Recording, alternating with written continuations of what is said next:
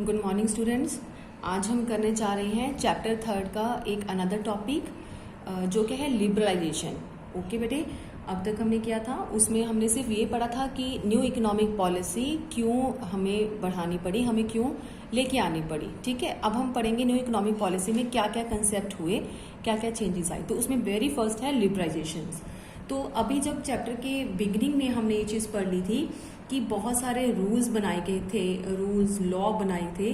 तो वो लॉ जो काम आ रहे थे वो किस चीज़ के लिए हमने स्टार्ट किए थे, वो हमने इकोनॉमिक एक्टिविटी को बढ़ाने के लिए, इकोनॉमिक एक्टिविटीज़ जो होती हैं उनको रेगुलेट करने के लिए हमने रूल्स बनाए थे। ठीक है, जो भी हमने अभी तक चैप्टर रीड किया था ना 1950 से लेके 90 तक का, तो बहुत सारे लॉ जो बनाए गए थे इकोनॉमिक एक्टिविटीज़ को रेगुलेट करने के लिए बनाए गए थे, लेकिन उसमें कुछ हिंड्रेंसेस थी।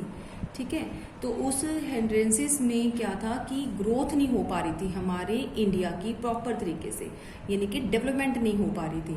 तो जिसके लिए क्या हुआ, गवर्नमेंट को ये फील हुआ कि एक अनदर जो पॉलिसी है वो अडॉप्ट करनी चाहिए, जिसको हम न्यू इकोनॉमिक पॉलिसी कहते हैं। ठीक है, तो उसमें पहला क्या था, लिबरलाइज करना इकोनॉमी को। तो लिबरलाइजेशन का मतलब क्या है, was introduce to put an end of these restrictions and open up various sectors of the economy। हमें पता है कि बहुत सारे रिस्ट्रिक्शंस थी 1950 से 90 तक का जो हमारा इकॉनमी थी, उसके अंदर बहुत सारी कुछ रुकावटें थी, कुछ रिस्ट्रिक्शंस लगा रखी थी। एक्सपोर्ट बाहर करने के ऊपर रिस्ट्रिक्शन थी, इंपोर्ट करवाना है तब भी रिस्ट्रिक्शन थी, या पब्लिक सेक्टर का रोल ज़्यादा था, प्राइवेट सेक्टर को एंटर करने की रिस्ट्रिक्शंस थी, तो लाइसेंस इश्यू करवाना पड़ता था उनको। तो ये बहुत सारा प्रॉब्लम्स थी हमारे इकॉनमी के अंदर। ये 1980 से पहले की बातें हैं। ठीक है, तो बहुत सारे जितने भी वेरियस सेक्टर्स हैं उसको ओपन अप करना है अभी हमारी इकॉनमी के अंदर। तो उसी को क्या कहते हैं, लिबरलाइज करना। ओपन अप का मतलब क्या है कि इकॉनमी आगे बढ़े, इंटरनेशनल लेवल तक जाए। तो मेजर्स तो हमारे जो स्टार्ट हो गए थे वो 1980 से स्टार्ट हो गए थे। हमारी इकॉनमी के अंदर जो इंडस्ट्रियल लाइसेंस था, हर एक प्राइवेट सेक्टर को, एंटरप्रेन्योर को जो था वो लाइसेंस इश्यू करवाना पड़ता था। उसे कुछ भी अगर नया ओपन करना है, स्टार्ट करना है, क्लोज करना है, ठीक है, तो उसको लाइसेंस चाहिए था। तो अपने एक्सपेंड करना है बिजनेस को तभी लाइसेंस चाहिए था। इस पॉलिसी के अंदर कुछ चेंजेस लेके आए हम 1980 के अंदर। इसके बाद एक्सपोर्ट इंपोर्ट पॉलिसी जो थी हमारी, उसके अंदर भी कुछ बदलाव किए गए 1980 में। फिजिकल पॉलिसी में भी चेंज किया गया और फॉरेन इन्वेस्टमेंट में भी। फिजिकल पॉलिसी बेटे क्या होता है कि जब हमारे गवर्नमेंट की एक्सपेंडिचर और उसके इनकम्स को हम किसी नीति के अकॉर्डिंग चलाते हैं, उसको हम ध्यान में रखते हैं, तो वो फिजिकल पॉलिसी होती है। तो फॉरेन इन्वेस्टमेंट मतलब अगर बाहर किसी कंट्री में जाके हम इन्वेस्ट कर रहे हैं तो वो फॉरेन इन्वेस्टमेंट है। तो इन सभी चीज़ों की तरफ फोकस किया गया था 1980s के अंदर, राइट। बट इसके बावजूद भी हमें कुछ और नया करने की ज़रूरत थी। सो 1991 में मोर कॉम्प्रिहेंसिव मतलब बहुत फोकस किया गया, जो मेजरमेंट यहाँ पे किए गए थे, स्टार्ट किए गए थे, उनको और आगे उसकी तरफ फोकस किया गया, ध्यान दिया गया। तो मोर कॉम्प्रिहेंसिव जो था वो बनाया गया। ठीक है, तो अब हम पढ़ते हैं कि लिबरेशन का प्रॉपर मतलब क्या है बेटे। लिबरेशन का मतलब है, liberation of the economy means freedom of the producing unit from direct और physical control impose by the government. Government ने जो जबरदस्ती जो है हमें इम्पोज करके रखा था, दबा के जो वो काम करवा रही थी पब्लिक से, ठीक है, अब वो क्या हो गया, फ्री हो गए। यानी कि पब्लिक को अब यूनिट्स को प्रोड्यूस करने के लिए गवर्नमेंट के डिसीजन की जरूरत नहीं है। तो प्रोड्यूसिंग यूनिट फ्रॉम डायरेक्ट और physical control impose by the government, तो अब उसके इम्पोज जो जबरदस्ती वो कंट्रोल उसका था वो खत्म हो गया, यानी कि फ्री कर दिया गया। अब फ्रीडम ये है कि मार्केट को कि अपनी तरह से जो भी चीज़ वो what to produce, how to produce, कितना बनाना, वो सब कुछ जो है वो फ्रीडम हमारी इकोनॉमी के पास आ गया। That is the liberalisation. ठीक है, तो ये इस लिबरलाइजेशन का हमारी इकोनॉमी के ऊपर बहुत फर्क पड़ा, बहुत ज़्यादा रिफॉर्म्स आए। तो वो टर्न वाइज पढ़ते हैं हम। पहले है इंडस्ट्रियल सेक्टर रिफॉर्म। लिबरलाइज जो हुआ वो हमारे इंडस्ट्रियल सेक्टर को कैसे इफेक्ट करके गया, पहले हम इसको रीड करेंगे। पहला point, abolition of industrial licensing. हमने यहाँ पे पढ़ा था अब तक कि इंडस्ट्रीज को लाइसेंस जो था वो इश्यू करवाना पड़ता था कुछ भी उनको इंट्रोड्यूस करने के लिए, नई इंडस्ट्री लगाने के लिए। ठीक है, तो अब क्या किया, इस रिफॉर्म का ये फर्क पड़ा, यानी कि लिबरलाइज जब हमने कर दिया, फ्रीडम कर दिया, तो लाइसेंस जो था उससे छुटकारा मिल गया लोगों को। तो लोगों को अपनी इंडस्ट्रीज को खोलने के लिए अब लाइसेंस इश्यू करवाने की जरूरत नहीं पड़ती। बट कुछ जगहों के कुछ चीज़ों के लिए लाइसेंस जो है वो इश्यू करवाना पड़ता है, जैसे एल्कोहल, सिगरेट, हेजार्डस केमिकल, नुकसान वाले केमिकल जो होते हैं, इंडस्ट्रियल एक्सप्लोजिव और ड्रग्स, फार्मास्यूटिकल्स, इलेक्ट्रॉनिक्स, इन चीज़ों के ऊपर जो था वो लाइसेंस इशू करवाना पड़ता था। कोई भी एंटरप्राइज अगर इन चीज़ों के ऊपर अपना बिजनेस स्टार्ट करने वाला है तो उनको लाइसेंस करवाना है इशू, अदरवाइज लाइसेंस के बिना भी हर एक एंटरप्राइज अपना ओपन कर सकता था इंडस्ट्री। ये हमें फ्रीडम मिला। सेकेंड फ्रीडम क्या था? Contraction of public sector. अभी तक हमें टॉपिक के अंदर रीड किया था लास्ट चैप्टर्स के अंदर कि पब्लिक का रोल जो था वो बहुत ज़्यादा था हमारी इकॉनमी के अंदर, ठीक है। तो पब्लिक रोल को अब कॉन्ट्रैक्ट कर दिया गया, कॉन्ट्रैक्शन मतलब थोड़ा कम कर दिया गया। तो पब्लिक सेक्टर बेस्ड हमारी इकॉनमी थी पहले, लेकिन अब वो जो बेस था वो लिमिटेड चीज़ों के ऊपर हो गया, यानी कि डिफेंस इक्विपमेंट के लिए अगर हमें कुछ डिसाइड करना है तो वो पब्लिक सेक्टर को देखेगी। अगर एटॉमिक एनर्जी है तो भी वो पब्लिक सेक्टर देखेगी जनरेशन के लिए, और साथ में है रेलवे ट्रांसपोर्ट। बाकी सब इन चीज़ों के अलावा जो हमारा रोल था वो पब्लिक सेक्टर से हटा के किसको आगे बढ़ा दिया गया? प्राइवेट सेक्टर को दे दिया गया, ठीक है। ये चेंजेस हुआ। नेक्स्ट है D reservation of the production areas. हमें लास्ट लेक्चर्स में ये भी पढ़ा था कि स्मॉल स्केल इंडस्ट्रीज के लिए गवर्नमेंट ने कुछ प्रोडक्ट जो थे वो फाइनलाइज कर दिए थे कि यहाँ पे जो SSI है यानी कि स्मॉल स्केल इंडस्ट्री उन चीज़ों को प्रोड्यूस करेगी, right.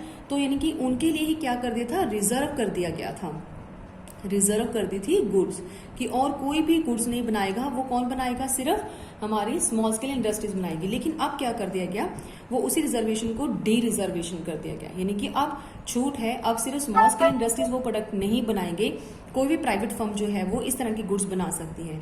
Many goods produce by SSI have now been dereserve, अब उनको डी रिजर्व कर दिया गया। नेक्स्ट बेनिफिट क्या हुआ लिबरलाइज करने का? Freedom to import capital goods. Freedom to import capital goods means बेटे कि अब हमें फ्रीडम मिल गया है, बाहर से हमने कुछ भी इम्पोर्ट करवाना है तो उसके लिए हम पहले क्या करते थे कि इम्पोर्ट कराने के ऊपर बहुत हैवी टैक्स लग जाता था, ठीक है। हैवी टैक्स लगता था हमारे गुड्स के ऊपर, तो वो रेट जब बाहर से हमने चीज़ें लेके आते थे उनके लिए हैवी टैक्स लग जाता, तो वो चीज़ बहुत महंगी पड़ जाती थी। तो इसके लिए ये रिस्ट्रिक्शन लगाई गई थी ना कि इंपोर्ट ना करवाया जाए। लेकिन जब लिबरलाइज कर दिया गया तो हमारी इकॉनमी के अंदर ये फ्रीडम मिल गया कि अगर हमें इंपोर्ट करवाना है कैपिटल गुड्स को, यस कैपिटल गुड्स क्या होती है? जैसे कि बड़ी बड़ी मशीन्स वगैरह है ना, तो अब उन मशीन्स को हम क्या कर सकते हैं? इंपोर्ट करा सकते हैं फ्रॉम अदर कंट्रीज। तो ये हमें फ्रीडम मिल गया, राइट बेटे, अदर कंट्रीज। नेक्स्ट क्या है? Industries can determine the price. पहले क्या था? हमारी गवर्नमेंट जो थी वो प्राइस फिक्स करती थी, राइट, प्राइस फिक्स करती थी। इकोनॉमी के अंदर जो भी चीज़ वो प्रोड्यूस की जाती थी तो उसके लिए रेट कौन डिसाइड करेगा? गवर्नमेंट। तो अब क्या कर दिया गया? ये रोल गवर्नमेंट का खत्म कर दिया गया। अब कैसे डिटरमाइन किया जाएगा कि हमारी इकोनॉमी की उसके ऊपर डिपेंड करेगा मार्केट के ऊपर। सो अपने आप मार्केट देखेंगे कि डिमांड और सप्लाई को देखते हुए कि उन्होंने चीज़ों के रेट क्या डिसाइड करने हैं, ठीक है। तो ये प्राइस अब कौन डिसाइड करेगा? Market, right. तो ये बेनिफिट्स थे हमारे। कौन से रिफॉर्म्स बोलेंगे इसको? Industrial sector reforms. First topic हमने कवर किया अभी, इंडस्ट्रीज को क्या क्या फायदे हुए। नेक्स्ट है तो सेकेंड रिफॉर्म कैसे हुए? फाइनेंशियल सेक्टर में भी रिफॉर्म आया। फाइनेंशियल सेक्टर्स क्या होते हैं? जो फाइनेंस प्रोवाइड करते हैं, जैसे कि कमर्शियल बैंक्स हो गए, इन्वेस्टमेंट बैंक हो गए, ठीक है, जो बैंक्स में इन्वेस्ट करते हैं अपना पैसा। स्टॉक एक्सचेंज हो गया, स्टॉक एक्सचेंज मतलब शेयर मार्केट के अंदर हम जो शेयर्स का लेन देन करते हैं। और उसके अलावा है स्टॉक एक्सचेंज के अलावा यहाँ पे नेक्स्ट आता है exchange market. Stock exchange market के अलावा फॉरेन मार्केट, यहाँ पे हम लिखते हैं, ये वन टाइम लिखा गया, अगेन हम यहाँ पे फोर्थ में लिखते हैं फॉरेन एक्सचेंज मार्केट। यहाँ पे स्टॉक मार्केट के अलावा एक होती है फॉरेन एक्सचेंज मार्केट। इन सबको क्या कहते हैं बेटे? फाइनेंशियल सेक्टर्स बोला जाता है, ठीक है। तो इन सभी फाइनेंशियल सेक्टर्स को कौन रेगुलेट करता है, कौन कंट्रोल करता है? हमारा इंडिया का सेंट्रल बैंक जो कि RBI है। RBI regulate the financial sector. इन सभी सेक्टर्स को कंट्रोल करता है हमारा RBI। तो यहाँ पे जो RBI की बात करते हैं तो RBI क्या डिसाइड करता है इन बैंकों के लिए? कैसे वो रेगुलेट करता है? वो रेगुलेट करता है कि amount of money that bank can keep, कि कितनी अमाउंट ऑफ मनी जो है एक बैंक को रखनी चाहिए अपने पास एज ए रिजर्व। वो फाइनलाइज करता है, फिक्स द इंटरेस्ट रेट, कि इंटरेस्ट रेट कितना होना चाहिए, बैंक रेट कितना होना चाहिए, जो लोगों से चार्ज करना है वो रेट कितना होना चाहिए। ये भी हमारा बैंक ही डिसाइड करता है क्योंकि वो रेगुलेट करता है इन बैंक्स को। लैंडिंग टू वेरियस सेक्टर, अलग अलग सेक्टर्स को, एग्रीकल्चर, इंडस्ट्रियल, सर्विस सेक्टर, इन सबको जो है वो लोन अगर प्रोवाइड करना है तो किस तरह से उनकी रेशियो रखी जानी चाहिए, कितना लोन कौन से सेक्टर को देना चाहिए। तो ये सब क्या है, ये जो जिम्मेदारी है इन सब चीजों को नोटिस करने की, सेट करने की, डिसीजन लेने की, वो किसकी होती है, आरबीआई की होती है। तो आरबीआई इनको आगे चलाता है। तो इसका हमें क्या रिफॉर्म क्या हुआ, इसके बेनिफिट्स क्या थे। तो रिफॉर्म जो करा उसका मेन एम क्या था कि जो हमारे फाइनेंशियल सेक्टर्स हैं उसमें रिफॉर्म के लिए हमारे पास पहला तो ये फायदा था कि जो भी इसमें चेंजेस आई, reduce the role of RBI, कि जब इसमें चेंजेस आए तो आरबीआई का रोल खत्म हो गया, यानी कि कम पड़ गया। आरबीआई को भी इंटरेस्ट रेट जो है उन्होंने किसके ऊपर छोड़ दिया, कमर्शियल बैंक्स के ऊपर छोड़ दिया। वो अपने अकॉर्डिंगली जो है वो इंटरेस्ट चार्ज कर सकते हैं, ठीक है, तो उसका रोल कम कर दिया। नेक्स्ट क्या था, regulate to the facilitator of financial sector. अब रेगुलर टू फाइनेंस फैसिलिटेटर हो गया हमारा आरबीआई। ये बहुत ही इंपॉर्टेंट पॉइंट है, कई बार क्वेश्चन में आता है रेगुलेटर टू फैसिलिटेटर क्या है। रेगुलेट होता है कि आरबीआई पहले कंट्रोल करता था हमारे फाइनेंशियल सेक्टर्स को, अब क्या करता है वो रेगुलेटर की पोस्ट छोड़ के वो क्या करने लग गया, फैसिलिटेटर करने लग गया। फैसिलिटेटर मतलब उनको बढ़ावा देने लग गया, ठीक है, उनके लिए बढ़ावा देने लग गया, मतलब उनको और मोटिवेट करने लग गया हमारे फाइनेंशियल सेक्टर्स को। क्लियर। इसका बेनिफिट ये भी हुआ रिफॉर्म का कि प्राइवेट सेक्टर बैंक जो थे वो ओपन हो गए, यानी कि इंडिया के अंदर भी या फॉरेन में भी प्राइवेट सेक्टर बैंक हमारे खुल गए। तो प्राइवेट सेक्टर बैंक जैसे कि फॉर एग्जांपल जैसे कि HDFC बैंक हो गया, ठीक है, ICICI बैंक हो गया, राइट।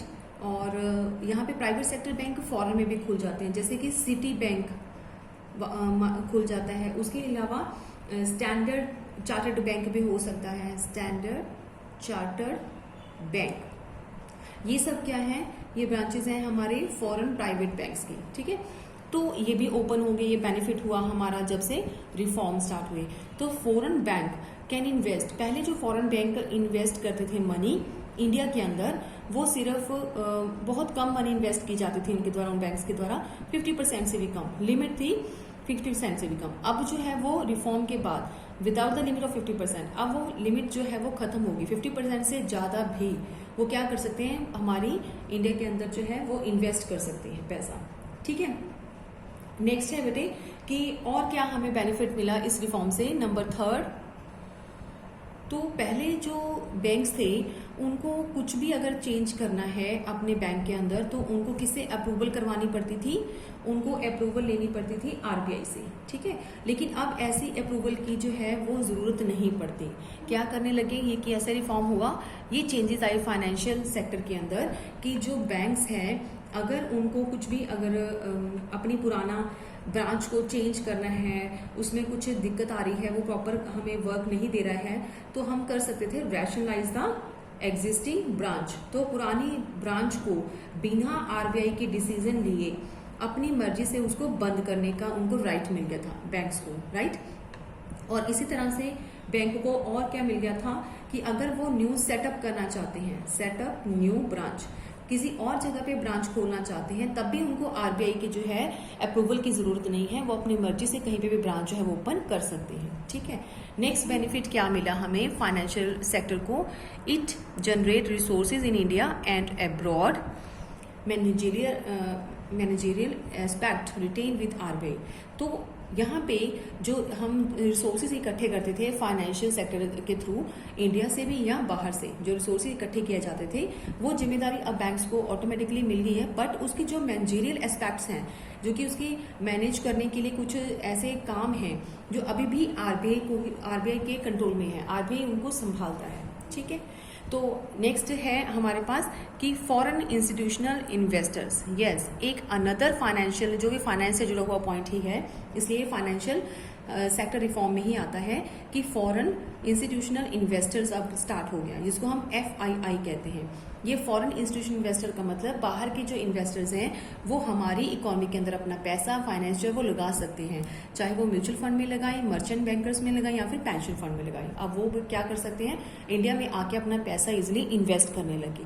तो ये था हमारा फाइनेंशियल रिफॉर्म। इसके बाद आता है टैक्स रिफॉर्म। टैक्स के अंदर इस लिबराइज का क्या फर्क पड़ा, तो हमारी इकोनॉमी के अंदर जैसे कि हम टैक्स इकट्ठा करते हैं, सबको पता है कि 2 तरह से टैक्स हम चलाते हैं, डायरेक्ट टैक्स और इनडायरेक्ट टैक्स। डायरेक्ट टैक्स जो था since 1991 reduction in taxes high rate tax evasion. तो इसका मतलब क्या हुआ कि 1991 से ये स्टार्ट कर देगा कि टैक्स जो करेक्ट लेना है उसको रिड्यूस कर दिया गया, टैक्स रेट को कम कर दिया गया, रेट क्या कर दिया गया, कम कर दिया गया।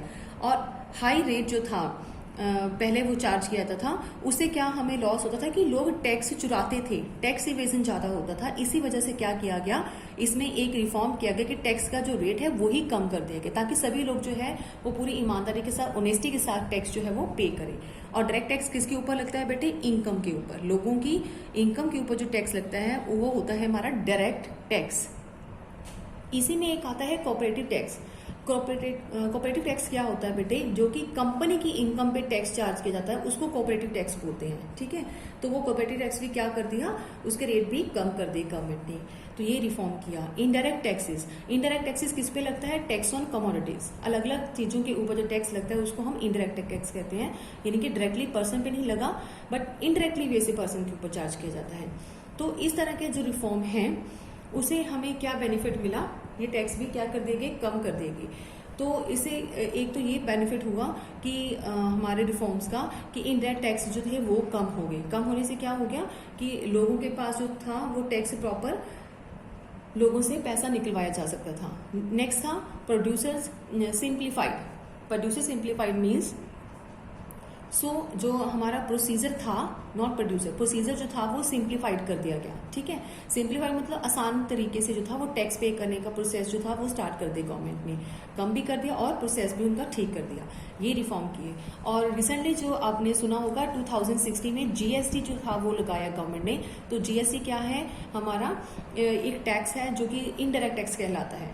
तो सिंपली वे से अगर कहें तो ये कब अप्लाई किया गया था, ये अप्लाई हुआ था जुलाई 2017 में, ठीक है बेटे।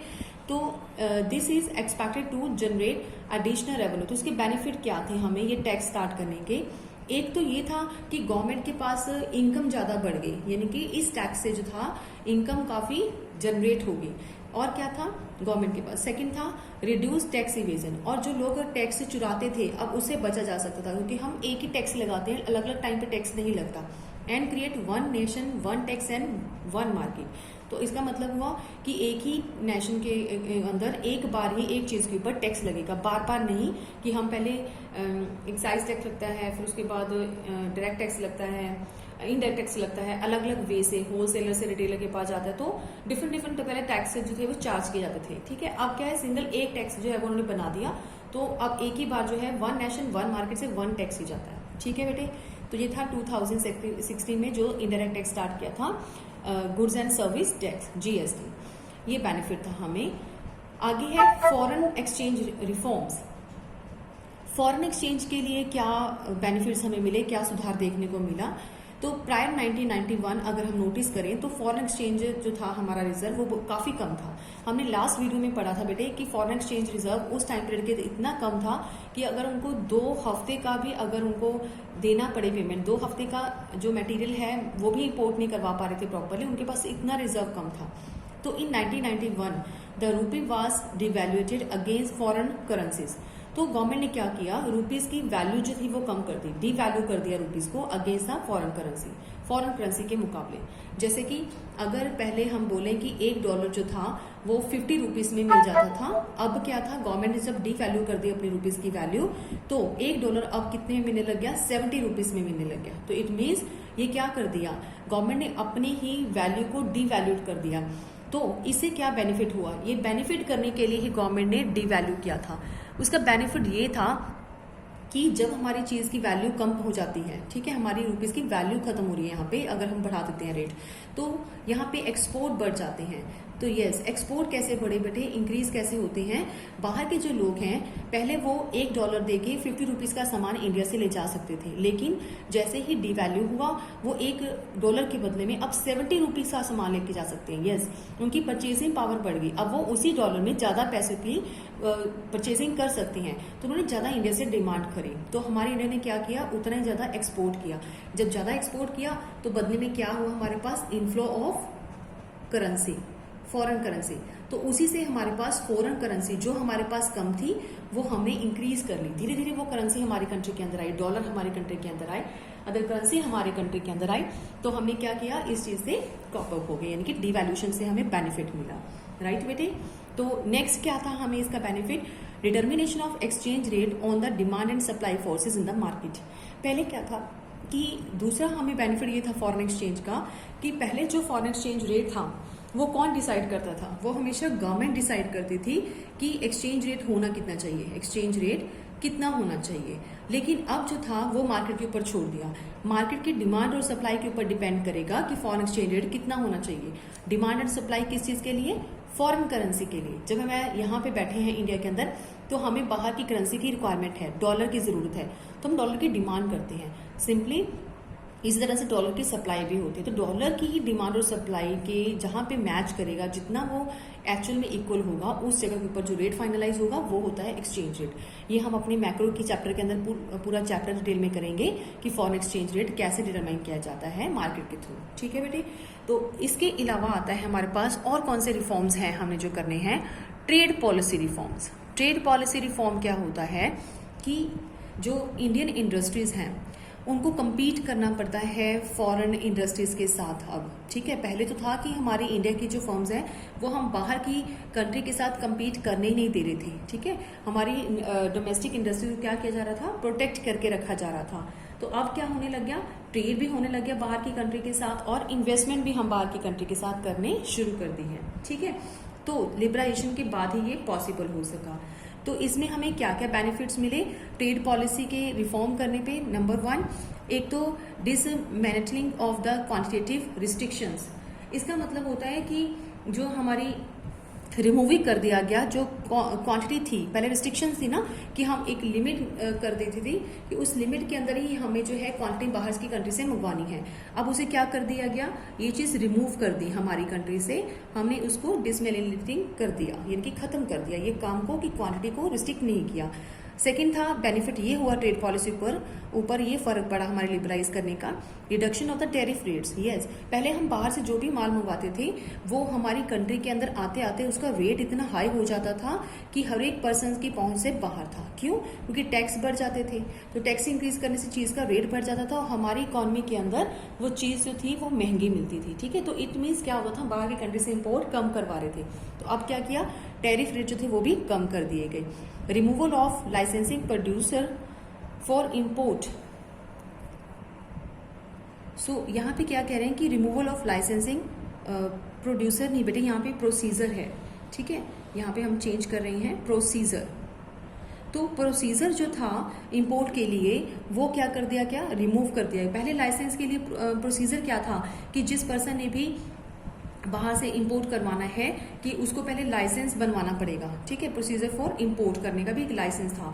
तो अब क्या हो गया, इंपोर्ट लाइसेंसिंग जो था वो खत्म कर दिया गया। इंपोर्ट लाइसेंसिंग जो था वो टोटली खत्म कर दिया गया in the case of hazardousness of the environmental sensitive industries. यानी कि अब हर एक जो कंट्री है, हर एक जो इंडस्ट्री है वो इजिली जो बाहर से जितना चाहे वो है इंपोर्ट करवा सकती है, उसके लिए लाइसेंस की रिक्वायरमेंट नहीं रहेगी।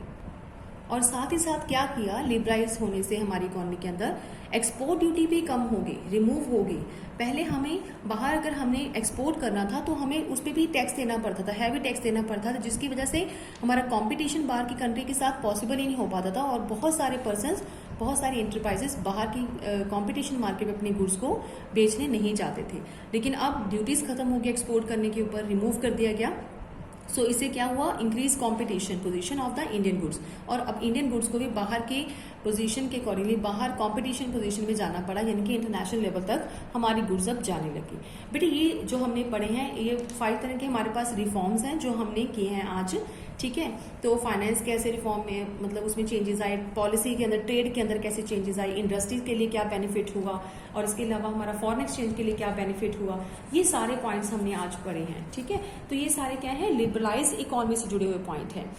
अगला पॉइंट आता है न्यू इकोनॉमिक पॉलिसी का प्राइवेटाइजेशन। यस, तो इकोनॉमी को प्राइवेटाइज किया गया। प्राइवेटाइज का मतलब क्या होता है कि जब हमारी इकोनॉमी को पब्लिक के हाथों से लेके उसकी ऑनरशिप प्राइवेटाइजेशन को दे दी जाती है, यानी कि गवर्नमेंट से लेके किसको दे दिया जाता है, प्राइवेट लोगों के हाथों में अगर सौंप दिया जाता है तो उसको बोलते हैं प्राइवेटाइज कर दिया गया हमारे सेक्टर्स को। तो ये दो तरीके थे इसको प्राइवेटाइज करने के। पहला, by withdrawals of the government from ownership and the management of public sector companies. या तो ये किया जाता था कि हम विड्रॉ कर देते थे, गवर्नमेंट को बाहर निकाल दिया गया था ऑनरशिप से और उसकी मैनेजमेंट से, ठीक है, और द पब्लिक सेक्टर कंपनी से। तो किसको दे दिया गया ऑनरशिप निकाल के? प्राइवेटाइजेशन को दे दिया गया। सेकेंड था outright sale of the public sector company, या फिर सीधा सीधा ऑनरशिप की बजाय क्या कर दिया गया? बेच ही दिया गया पब्लिक सेक्टर कंपनीज का। तो यानी कि सेल कर दिया गया पब्लिक सेक्टर को, किसको दे दिया गया? प्राइवेटाइजेशन को। तो दो तरीके से क्या हो सकती थी हमारी जो कंपनीज हैं गवर्नमेंट की, वो क्या हो सकती थी? प्राइवेट हो सकती थी, ठीक है बेटे। और आगे आता है privatisation of the public sector enterprises by selling of part of equity of PSC to the public known as a disinvestment. हम इसको इस तरीके से भी देखते हैं कि प्राइवेटाइजेशन कैसे हुआ। पब्लिक सेक्टर के जो डिपार्टमेंट हैं, जिसको पब्लिक सेक्टर एंटरप्राइजेस के नाम से जाना जाता है, वो अपनी जो इक्विटी है उसका जो कुछ परसेंट पार्ट अगर दे दे प्राइवेट सेक्टर को, तब भी हम कह सकते हैं कि जो हमारा जो पब्लिक सेक्टर है वो क्या हो गया? वो प्राइवेटाइज हो गया। ये इक्विटी का पार्ट मतलब शेयर्स का, यानी कि जितने शेयर्स उसने अपने पब्लिक सेक्टर एंटरप्राइजेस में लगा रखे हैं, तो उसका अगर कुछ हिस्सा जो है अगर हम किसको दे दें? प्राइवेटाइजेशन को सौंप दें, तो वो प्राइवेटाइज का हो जाता है। उसको बोलते हैं कि अपनी ही उसने एंटरप्राइज को डिसइन्वेस्ट कर दिया। कैसे? जैसे कि 100% शेयर्स उसके लगे हुए हैं, इक्विटी 100% गवर्नमेंट की है, लेकिन गवर्नमेंट ने 51% तो अपने पास रख लिया उसका पार्ट, लेकिन 49% जो था वो sale to the private sector. अगर प्राइवेट सेक्टर को दे दिया, बेच दिया, तो वो क्या हो जाता है? डिसइन्वेस्टमेंट कहलाता है। यानी कि डिपार्टमेंट क्या हो गया पब्लिक सेक्टर का? डिसइन्वेस्टमेंट। अब उसको कौन चलाएगा? प्राइवेट सेक्टर चलाएगा। चाहे उसका मेन रोल जो है वो गवर्नमेंट का है, लेकिन उसको आगे डील कौन करेगा? प्राइवेट सेक्टर डील करता है, ठीक है। तो इस प्राइवेटाइजेशन को हमने देख लिया कैसे कैसे प्राइवेटाइज हो सकता है। तो इसके फायदे क्या थे? प्राइवेट को हमें क्यों सौंपना पड़ा? तो to improve the financial discipline, ताकि इकोनॉमी के अंदर एक फाइनेंशियल डिसिप्लिन मेंटेन हो सके। ये फाइनेंशियल डिसिप्लिन क्या होता है? फाइनेंशियल डिसिप्लिन बेटे कि जैसे इकोनॉमी के अंदर मीन्स कि जो हमारे फाइनेंस है उसको जहां पे एग्जैक्टली लगाना है वहीं पे खर्चा किया जाए, रिसोर्सेज का वेस्टफुल इस्तेमाल ना हो, ठीक है। तो इसमें इंप्रूवमेंट की गई। Secondly, to facilitate the modernisation, तो प्राइवेटाइजेशन को इसलिए भी किया गया ताकि हम मॉडर्नाइजेशन को आगे बढ़ा सके, मॉडर्नाइजेशन कर सके। पहले मॉडर्नाइजेशन नहीं थी जब तक पब्लिक सेक्टर के हाथों में था, ठीक है। और नेक्स्ट आता है, it was also envisaged that the private capital and the managerial capabilities improve the performance of PSUs, ठीक है। तो it was also envisaged का मतलब होता है बेटे कि हम इसको ज्यादा एक्सपेक्ट करते हैं। तो गवर्नमेंट का क्या था? एक्सपेक्ट ये कर रही थी जब उसने प्राइवेटाइज किया कि जो प्राइवेट कैपिटल है, जब हम प्राइवेट कर देंगे किसी भी उसको अपनी एंटरप्राइजेस को अगर प्राइवेट कर देते हैं तो ये प्राइवेट कैपिटल बन जाएगी। एंड मैनेजरियल कैपेबिलिटीज, जो उसके मैनेज करने के उसके जो तरीके हैं वो क्या कर देगा? वो एक्चुअल में पब्लिक सेक्टर को भी अच्छी तरह से उसकी परफॉर्मेंस में भी इंप्रूवमेंट करके दिखाएगा। मीन टू से कि अगर हम कुछ हिस्सा प्राइवेट वालों को दे देते हैं तो उसके एफर्ट से, उसकी कैपेबिलिटी से क्या होगा? हमारा जो पब्लिक के सेक्टर हैं, जिसको पब्लिक सेक्टर अंडरटेकिंग कहते हैं, उनकी परफॉर्मेंस में भी बढ़ोतरी होगी, इंप्रूवमेंट होगी, ठीक है, पब्लिक सेक्टर के कुछ पार्ट जो है प्राइवेट करने से, राइट। तो इसके साथ साथ और इसका एम क्या था? इनफ्लो ऑफ एफडीआई भी हो सकता था इसके साथ। इनफ्लो ऑफ एफडीआई मतलब कि foreign direct investment. Foreign direct investment government की ये भी सोच थी कि फॉरेन डायरेक्ट इन्वेस्टमेंट होना शुरू हो जाएगा। इसका मतलब क्या है बेटे कि अब जो लोग बाहर से हमारी कंट्री में आते हैं तो वो इजिली क्या कर सकते हैं? इन्वेस्टमेंट कर सकते हैं हमारी कंट्री के अंदर। क्यों? क्योंकि हमारी इकोनॉमी में बहुत सारा पोर्शन क्या है वो प्राइवेटाइज कर दिया गया है। तो जिससे बहुत सारे लोग जो है यहाँ पे आके अपना पैसा इन्वेस्ट कर सकते हैं। जैसे मल्टीनेशनल कंपनी के ब्रांचेस यहाँ पे खोल सकते हैं और अपना पैसा यहाँ पे इन्वेस्ट कर सकते हैं, जिससे हमारी कंट्री को बहुत बेनिफिट होता है, ठीक है। तो ये सारा क्या अभी हमने रीड किया है? प्राइवेटाइजेशन। तो इसी में हम यहाँ पे एक पॉइंट और है कि इकोनॉमी जो है वो उसमें कुछ अथॉरिटी पब्लिक सेक्टर के पास ही रहनी थी। पब्लिक सेक्टर के पास कुछ अथॉरिटी जो थी वो रह गई, ठीक है, जिसको हम बोलते हैं कि ऑटोनॉमी उनको मिल गई। ये ऑटोनॉमी क्या है बेटे? ऑटोनॉमी होता है फ्रीडम। किस चीज की फ्रीडम मिल गई? कुछ ऐसी चीजें थी, ऐसे सेक्टर थे जिसके ऊपर अभी भी पब्लिक सेक्टर का ही रोल था। यस, तो पब्लिक सेक्टर के हाथों में ही उसका रोल दिया गया, किस लिए? ताकि वो ही अच्छी तरह से संभाले उन जगहों को, उन सेक्टर्स को। और अगर वो उनको संभालने की जिम्मेदारी लेते हैं, ऑटोनॉमी लेते हैं, तो इट मीन्स वो उनकी एफिशिएंसी आएगी उनके काम में, पब्लिक सेक्टर में। सारे का सारा प्राइवेटाइज नहीं करना चाहिए। तो गवर्नमेंट ने ये भी डिसाइड किया कि कुछ सेक्टर्स को पब्लिक सेक्टर में ही रहने देते हैं। जैसे कि इन सब में स्पेशल स्टेटस है, जिनको उनको कहाँ कहाँ बांट दिया गया। कुछ ऐसे सेक्टर्स को महारत्ना में बांट दिया गया, ठीक है, और कुछ को हम उसको बोलते हैं नवरत्ना में, उसमें डिवाइड कर दिया गया उसे, कुछ सेक्टर्स को नवरत्नास, और कुछ को मिनी रत्ना के नाम से जाना जाता है, मिनी रत्नास। तो आपको कई बार क्वेश्चन आ सकता है कि गवर्नमेंट के जो पार्ट है उनको गवर्नमेंट के पास ही रहने दिया, तो गवर्नमेंट ने उसको 3 अलग अलग पार्ट में जो था वो डिवाइड कर दिया। बेटे इसको हम थोड़ा सा डिटेल में देखते हैं, लेकिन बुक के ऊपर, ताकि आपको थोड़ा सा शो कर सकूं ये तीनों है क्या। सो बेटे ये टॉपिक है आपका Navratna and the public enterprises policy, आपकी बुक के ऊपर। तो इसमें क्या है कि जो आपने बचपन में ये पढ़ा होगा, ये बता रहे हैं कि जो हमारा किंग विक्रमादित्य की कोर्ट के अंदर कुछ उनके 9 रत्न थे, ठीक है, ह्यूमन बींग्स थे। तो वो अपनी कला के लिए काफ़ी पॉपुलर थे, उनमें एक्सीलेंसी थी। जैसे कि कोई आर्ट के लिए काफ़ी पॉपुलर था, कोई लिटरेचर के लिए, कोई नॉलेज के लिए, स्किल के लिए पॉपुलर था। तो उनकी इस नॉलेज को, इस स्किल्स को और आगे बढ़ाने के लिए, उनकी एफिशिएंसी के लिए जो थे, उनको क्या किया गया और प्रमोट किया गया, ठीक है। तो गवर्नमेंट ने क्या किया, कुछ एम थे उसके ये नवरत्न करने की या तीनों सेक्टर्स में डिवाइड करने की। वो क्या थे कि एफिशिएंसी एक तो बढ़ जाएगी लोगों की, और एक इन्फ्लुएंस प्रोफेशनलाइजेशन हो जाएगा। प्रोफेशनलाइजेशन मतलब अच्छे से वो प्रोफेशनल काम करना शुरू कर देंगे, और इनेबल देम टू कम्पीट, और वो कम्पीट कर सकते हैं मोर एफिशिएंटली, ठीक है। और वो अच्छे तरीके से ग्लोबल एनवायरनमेंट के अंदर, यानी कि इंटरनेशनल मार्केट में क्या कर सकते हैं, कंपटीशन के लिए रेडी हो सकते हैं। तो इसीलिए गवर्नमेंट ने अपने जितने भी वो मेन पॉइंट थे, सेक्टर्स थे, उनको क्या कर दिया, अलग अलग पार्ट में डिवाइड कर दिया। कईयों को उन्होंने महारत्न में शिफ्ट कर दिया, कईयों को नवरत्न में, कईयों को मिनी रत्ना के अंदर जो था वो डिवाइड कर दिया, ठीक है। और उन सबको क्या दे दिया, कुछ अथॉरिटी दे दी गई। तो उनको एटॉनमी मिल गई, उनको मैनेजरियल तरीके से उनको हैंडल करने का सबको एटॉनमी मिल गई। तो एटॉनमी से क्या हुआ, उनकी एटॉनमी का करने का मतलब क्या था, वो ये था कि उनको एफिशिएंट हो जाएंगे वो, और ज़्यादा से ज़्यादा प्रॉफिट अर्न कर सकते हैं अगर उन डिपार्टमेंट्स को किस में ट्रांसफर कर दिया जाए, इन तीनों में से अलग अलग उनकी कैटेगरी बना के उनमें शिफ्ट किया जाएगा। तो ठीक है, तो ये इन सब के अंदर थोड़ा सा हम देखते हैं कि जैसे कि महारत्ना के अंदर क्या क्या आते हैं। जैसे कि इंडियन ऑयल कॉर्पोरेशन लिमिटेड जो है वो महारत्ना के अंदर आते हैं। वैसे तो बहुत सारे हैं बेटे, 1-2 चीज आपको बस लर्न करनी है, 2-2 पॉइंट आप इनके याद कर लेना। Steel authority of India limited, ये सेकंड है, ये भी महारत्ना के अंदर आता है। नवरत्ना के कौन कौन से पार्ट हमारे पब्लिक सेक्टर के आते हैं, हिंदुस्तान एरोनॉटिक्स,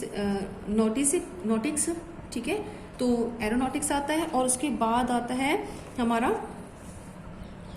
महानगर टेलीफोन निगम लिमिटेड, ठीक है, ये भी हमारा किस में आता है, ये नवरत्ना का पार्ट है।